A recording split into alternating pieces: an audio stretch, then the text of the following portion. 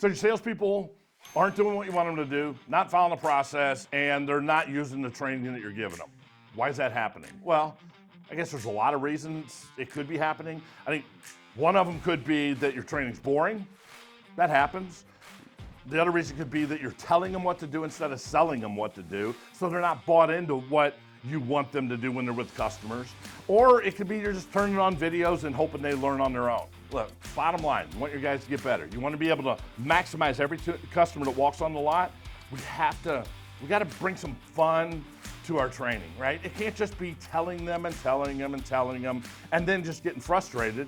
We have to roll up our sleeves. We have to demonstrate what we want them to do. Then we have to work with them, meaning we have to practice it.